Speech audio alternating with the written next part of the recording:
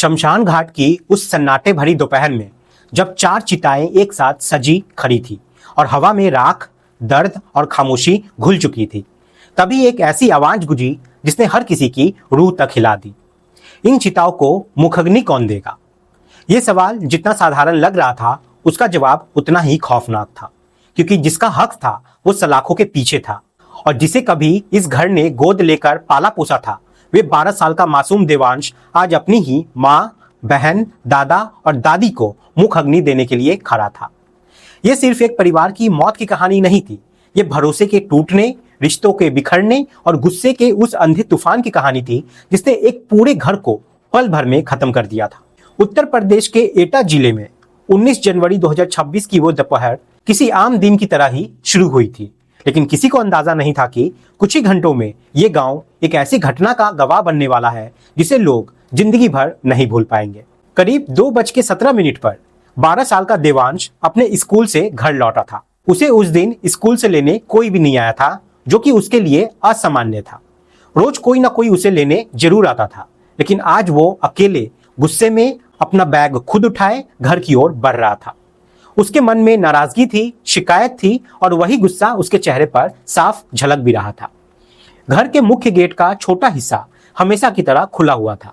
देवांश गुस्से में अंदर घुसा और जैसे ही उसने आंगन में लेटे अपने दादा को देखा, उसने रोज की तरह राम राम बाबा कहा और आगे बढ़ गया। लेकिन दूसरी तरफ से कोई जवाब नहीं मिला। उस समय वो इतना गुस्से में था कि उसने ज्यादा ध्यान नहीं दिया। तभी उसके कानों में ऊपर से पंखे चलने की आवाज आई। ठंड के मौसम में पंखा चलना उसे अजीब लगा और उसका गुस्सा अचानक हंसी में बदल गया। वे मुस्कुराते हुए सीढ़ियों की तरफ बढ़ा और अपनी माँ, बहन और दादी को आवाज लगाते हुए ऊपर कमरे की ओर दौड़ पड़ा।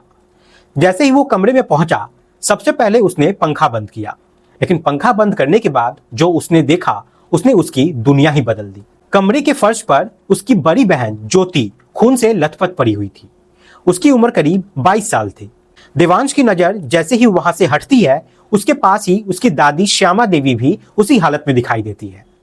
दोनों को उस हालत में देखकर उसका दिल दहल गया, लेकिन असली झटका तब लगा जब उसने बेड की तरफ देखा, जहां उसकी मां रत्ना देवी भी मृत अवस्था में पड़ी हुई थी। 12 साल का यह बच्चा जो अभी तक गुस्से में था, अब डर से कांप रहा था। उसे समझ ही नहीं आ रहा था कि आखिर हुआ क्या है। वे तेजी से नीचे भागा जहां उसके दादा लेटे हुए थे। उसने उन्हें हिलाने की कोशिश की, बाबा उठो, ऊपर देखो क्या हुआ है। लेकिन जब उसने अपने दादा की ओर गौर से देखा तो उसकी चीख निकल गई। अब उसे समझ आ गया था कि कुछ बहुत बड़ा अनर्थ हो चुका है। डर और घबराहट में वो घर से बाहर भागा और सामने वाले घर में रहने वाले जसवीर सिंह के घर पहुंचा। वहां जसवीर सिंह नहीं थे, लेकिन उनकी पत्नी अनीता मौजूद थी। देवांश ने उनका हाथ पकड़ लिया और लगभग जोर से खींचते हुए उन्हें अपने घर ले आया। अनीता ने जब एक एक करके चारों लाशें देखी तो उनके पैरों तले जमीन खिसक गई। वो भी यहाँ पे घबरा गई, लेकिन उन्होंने खुद को संभाला और तुरंत अपने घर जाकर अपने पति को फोन किया। जसवीर सिंह को जैसे ही इस घटना के बारे में पता चला, उन्होंने तुरंत कमल सिंह, जो कि इस घर का इकलौता बेटा था, उसे फोन मिलाया, लेकिन कई बार कॉल करने के बावजूद भी फोन नहीं उठा। इधर अनीता ने शोर मचाना शुरू कर दिया। उनकी चीखें सुनकर आसपास के लोग इकट्ठा होने लगे। जैसे ही लोगों ने घर के अंदर का दृश्य देखा, हर कोई यहाँ पे सुन्न रह गया। किसी को समझ नहीं आ रहा था कि आखिर एक ही परिवार के 4 लोगों की दिन दहाड़े हत्या कैसे हो सकती है। पुलिस को यहाँ पे सूचना दी गई और कुछ ही देर में पुलिस मौके पे पहुंची। जांच शुरू होती है, लेकिन शुरुआत में कोई ठोस सबूत नहीं मिल पा रहा था। घर में ना तो जबरन घुसने के कोई निशान थे और ना ही चोरी लूट का कोई मामला लग रहा था। फॉरेंसिक टीम, डॉग स्क्वाड, सबको बुलाया गया। डॉग जो था वो बार बार घर के अंदर ही घूम रहा था, बाहर नहीं जा रहा था। इससे पुलिस को शक हुआ कि कातिल घर के अंदर का ही कोई हो सकता है। धीरे धीरे जांच आगे बढ़ी और शक की सुई एक ही व्यक्ति पर जाके टिक गई और वो थी कमल सिंह, जो कि उस परिवार का इकलौता बेटा था। सीसीटीवी फुटेज में दिखा कि दोपहर 12:40 पर कमल सिंह अपने मेडिकल स्टोर से घर आया था और करीब 1:55 पर वो घर से निकल पड़ता है।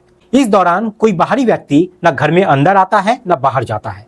वहीं दूसरी तरफ ज्योति के मोबाइल से यह भी पता चला कि 1:10 पर उसने अपनी बहन लक्ष्मी से बात की थी और 1:20 तक वो ऑनलाइन भी थी।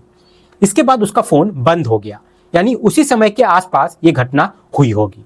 जब पुलिस को यकीन हो गया कि ये किसी बाहर वाले का काम नहीं है, तो कमल सिंह को यहाँ पे हिरासत में लिया गया और उससे सख्ती से पूछताछ की गई। शुरुआत में वो बचने के लिए कोशिश करता रहा, लेकिन जब सबूत उसके सामने रखे गए तो वो टूट गया और जो यहाँ उसने बताया वो किसी के भी रोंगटे खड़े कर देने के लिए काफी था। कमल सिंह ने जब सच बोलना शुरू किया तो हर एक शब्द जैसे उस खौफनाक दोपहर की तस्वीर को और साफ करता चला जा रहा था। उसने बताया कि ये सब अचानक नहीं हुआ, बल्कि पिछले कई महीनों से उसके अंदर गुस्सा, दबाव और हताशा धीरे धीरे जमा हो रही थी। उसकी छोटी बेटी की शादी तय हो चुकी थी। तारीख 10 फरवरी 2026 रखी गई थी और घर में तैयारियां भी शुरू हो चुकी थी। लेकिन इस खुशी के बीच एक बड़ी परेशानी खड़ी थी, 4 लाख रुपए का इंतजाम करना। ये रकम लड़के वाले की तरफ से आई हुई थी और कमल सिंह के लिए इसे जुटाना बेहद मुश्किल हो रहा था। समय तेजी से यहाँ पे निकल रहा था, शादी की तारीख नजदीक आ रही थी, लेकिन पैसे का इंतजाम नहीं हो पा रहा था। इसी तनाव में उसने अपनी माँ श्यामा देवी से मदद मांगी।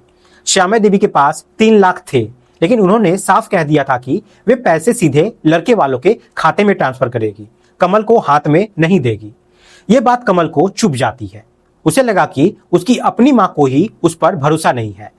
अंदर ही अंदर उसका गुस्सा और ज्यादा यहाँ पे बढ़ता चला गया।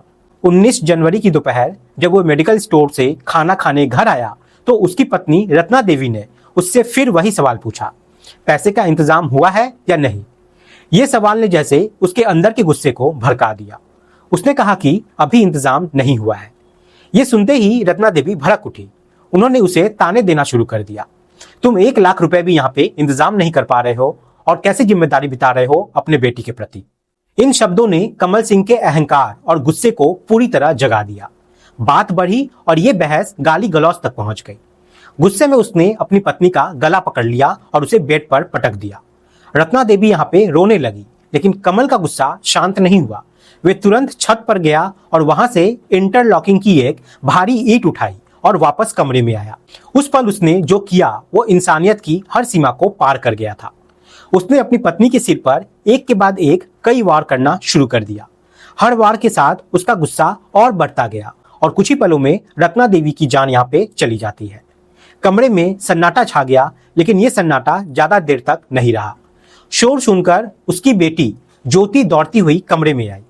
जैसे ही उसने अपनी मां को उस हालत में देखा, वे चिल्ला उठी। ये आवाज सुनकर कमल सिंह और भड़क गया और उसने गुस्से में फिर अपनी ही बेटी पर हमला कर दिया। वे बार बार ईंट से उसके सिर पर वार करता रहा। ज्योति की चीखें भी कुछ ही देर में यहाँ पे खामोशी में बदल गई। अब तक 2 जिंदगियां यहाँ पे खत्म हो चुकी थी, लेकिन ये खून का सिलसिला यही नहीं रुका। नीचे बैठी उसकी मां श्यामा देवी को ऊपर से आ रही आवाजों पर शक हुआ। वे ऊपर कमरे में पहुंची और जैसे ही उन्होंने अपनी बहू और पोती की लाशें देखी, वे सुन्न हो गई। उन्होंने अपने बेटे को डांटा और कहा, तुमसे बड़ा पापी कोई नहीं हो सकता। यह सुनकर कमल का गुस्सा फिर भड़क उठा। उसने उसी ईंट से अपनी मां पर भी हमला कर दिया। बार बार वार किए जब तक कि उसकी मां भी फर्श पर गिरकर बेसुध नहीं हो गई। उसके बाद वे नीचे आया जहां उसके पिता गंगा सिंह बिस्तर पर लेटे हुए थे। वे पहले से ही बीमार थे और चलने फिरने में असमर्थ थे। उन्होंने ऊपर की आवाजें सुन ली थी और समझ गए थे कि कुछ बहुत गलत यहाँ पे हो चुका है। कमल ने बिना किसी हिचकिचाहट के अपने पिता को भी नहीं छोड़ा। वो फिर से ऊपर गया और ईंट उठाई और नीचे आकर अपने पिता के सिर पर वार करने लगा। कुछ ही पलों में 4 जिंदगियां यहाँ पे खत्म हो चुकी थी। उसकी पत्नी, उसकी बेटी, उसकी माँ और उसके पिता। इतना सब करने के बाद भी उसका मन नहीं भरा। वे सीधा मेडिकल स्टोर गया जहां उसकी बड़ी बेटी लक्ष्मी बैठी थी। उससे उसने 500 रुपए लिए, फिर पेट्रोल पंप जाकर अपनी गाड़ी में पेट्रोल डलवाया। उस समय उसके मन में आत्महत्या का ख्याल भी आया था, लेकिन वो हिम्मत नहीं जुटा पाया। जब वे वापस घर लौटा तब तक वहां पे भीड़ इकट्ठा हो चुकी थी। उसने वहां पहुंचकर नाटक करना शुरू कर दिया, रोना, चिल्लाना, दुख जताना, जैसे उसे कुछ पता ही ना हो। लेकिन सच्चाई ज्यादा देर तक कहाँ छिपती है। जब बड़े अधिकारी वहां पे पहुंचे तो उनकी नजर कमल सिंह के जूतों पर गई।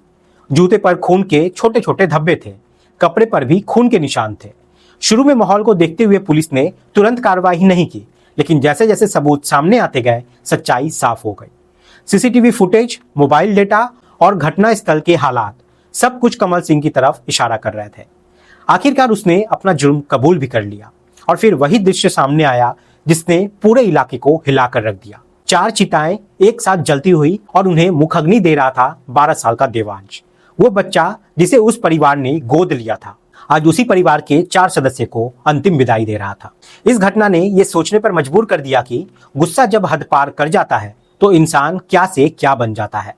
एक पिता, एक बेटा जो परिवार का सहारा होना चाहिए था, वही उनका विनाश का कारण बना। ये कहानी सिर्फ एक अपराध की नहीं है, बल्कि एक चेतावनी है कि गुस्सा, अहंकार और लालच जब मिल जाते हैं तो वे सिर्फ एक इंसान नहीं, पूरे परिवार को खत्म कर सकते हैं। आप सब अपना ख्याल रखें, सुरक्षित रहें। जय हिंद, जय भारत।